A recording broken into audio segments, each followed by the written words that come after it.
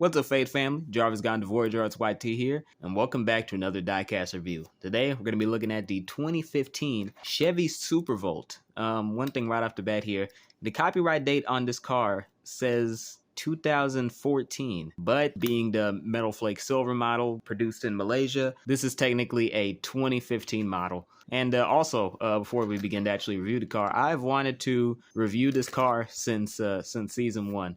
This would have come right after the Event Store video if I'd gotten to continue season 1 as I'd planned, but I cut that short in favor of the Bill Clinton movie 2 and all the other honestly pretty good videos that came out in the last half of 2020. So I'm a bit sad that I didn't get to complete this review all the way back then, but you know, I think the sacrifice was worth it since content you got in exchange was a lot better. So jumping right into the review, overall I like this car. There's some really weird design idiosyncrasies in this car, but none that I would consider deal-breaking or too objectionable. Looking at the front right here, it's very simplistic. You know, you would usually see something like this on a diecast car, but considering what the packaging looks like, I would dare call this false advertising. The package looks a hell of a lot cooler than the actual front of this car. I'm gonna flash it up on the screen right now. This looks nothing like that. And you know what? That's technically true of all Hot Wheels packaging. The packaging doesn't always look like the actual car, but this is a pretty blatant deviation from the design, and I think they should have just been more honest with it, especially about the fact that there's no actual paint job on this, like on the front bumper. So yeah, that's a little weird to me. But everything else about the car is fine, except for the spoiler. The spoiler just always kind of gets me. I never understood that. It's like a weird slip and slide. I mean, from the side it looks fine, but from the front it just looks like a tail. I mean, I guess that does add to a sort of futuristic vibe that they were going for. Yeah, I mean, besides that, I don't really see any other problems. I like how the engine protrudes out of the hood. This is the Supervolt. This isn't a normal Chevy Volt. I was under that impression for a while until I did the research for this video. But yeah, this is a Supervolt, and so of course the engine would stick out, and it uses the same sort of metal material that can be seen in the interior. And honestly, I like that.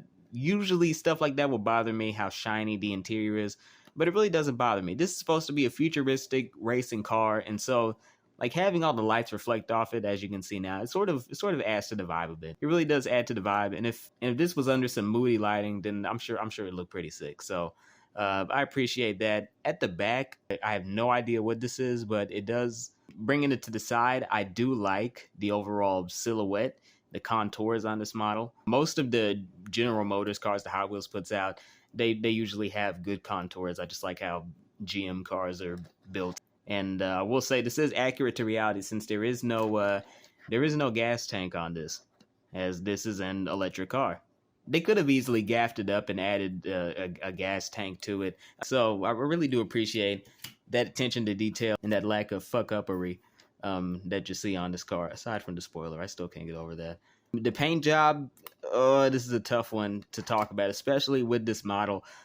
I do like the paint job. At least the paint job that has remained intact. But at the top, you can see very clear signs of wear and tear. And you know what? That's probably due to my mishandling of the car, but this is pretty severe. So my assessment of the paint job isn't entirely fair or isn't entirely accurate, since I'm not getting the big picture here, because the top is just so washed out and just broken up. So yeah, one thing I will say is it was kind of disappointing to me how the headlights weren't painted in.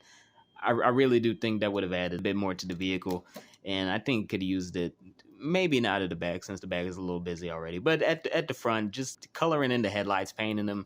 I think that would have been a good move. You know, what do I know? I've already fucked up the paint job at the top, so who am I to speak? So overall, the Chevy Supervolt,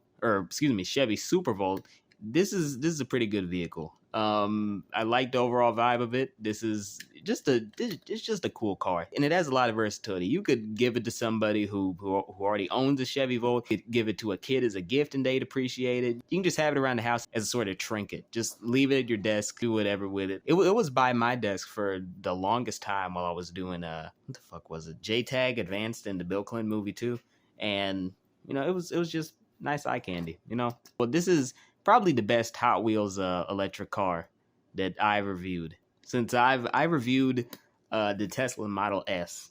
And I wasn't the biggest fan of that. I made some interesting comments about it looking like a McDonald's Happy Meal toy, which I don't want to exactly rescind that statement, but I do think I'd have to do sort of revisited type video to truly extrapolate my thoughts on that and not sound like a complete fucking buffoon. But yeah, this is a pretty decent car, and right now this ranks #1 on the list of electric cars reviewed on Diecast Reviews. And considering how I feel about electric cars in real life, it's amazing that I even have a positive opinion on a 1/64th scale replica of an electric car, but we're not going to go into that right now. So with that said, decent car.